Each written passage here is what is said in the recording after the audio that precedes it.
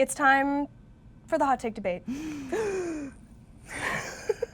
So this week, we're talking about Cecily. Yes.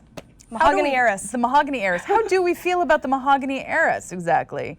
Cecily, in my opinion, she seems a little schemy and a little cold for Geoffrey Charles. She seems to have something going on, and I don't quite trust her. Well, I think that Cecily is a wonderful gal who just wants to support Geoffrey Charles and is here to have a good time. And she has really cool politics, so I think that she secretly has good intentions, even though she comes across a little schemy. But that's like saying the politics of a celebrity are good. That's like saying, oh, I love that celebrity because their politics are good. They don't believe that. They're still making a ton of money. Well, she is not getting anything out of it. She doesn't have a public platform.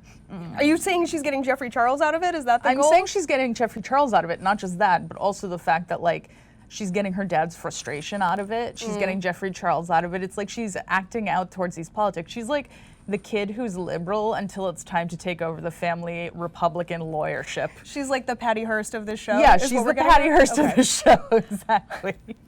I disagree. I think that she's genuinely interested in this. I think we can see that she's already attending these meetings and dragging along her very grumpy governess before Geoffrey Charles even arrives in London. So I think, like, she may be doing it partly to get back at Daddy, but she's not doing it just for Geoffrey Charles. I think that there's a little heart inside of her that is like, these are good causes and I believe in them. Yeah, but don't you think maybe Geoffrey Charles is also part of her trying to get her dad frustrated? Maybe, but I actually think that there's something more to it. The way that they talk about their relationship, they have something really important in common, which is that they are both missing a mother figure, Geoffrey Charles recently, and I think them being able to bond over that is something that they both kind of need. And I think she also is further along in the grieving process, so she's able to be a little bit more, she's got a little bit of a 10,000 foot view, so she can say to him, like, look, Geoffrey Charles, it will get better.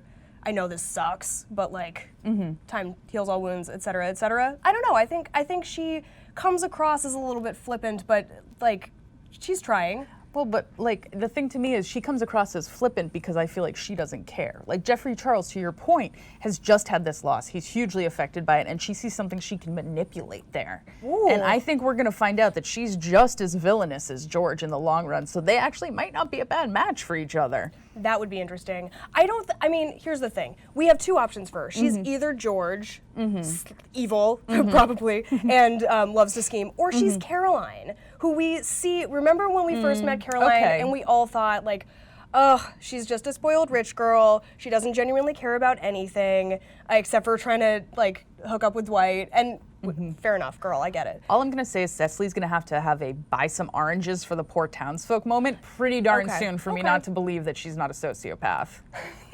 I wouldn't be mad at it if she bought some oranges for the poor, or in fact, if she got her own Horace the Pug.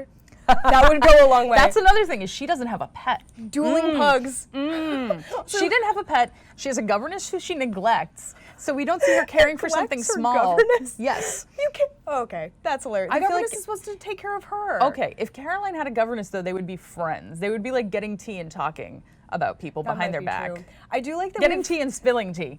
Hey! I love it. I also love that we've hit upon a secret theory of Poldark, which is that the women who have pets are the good people, and the one who don't are the bad ones, because pets are children. Pets are children. Yeah, there it is. Nailed it. Exactly. New theory of the show. So we're gonna have to agree to disagree on that, and guess see if we will. our new theory, our new Poldarkian theory, comes true. Yes, definitely. I'm looking forward to it. All right.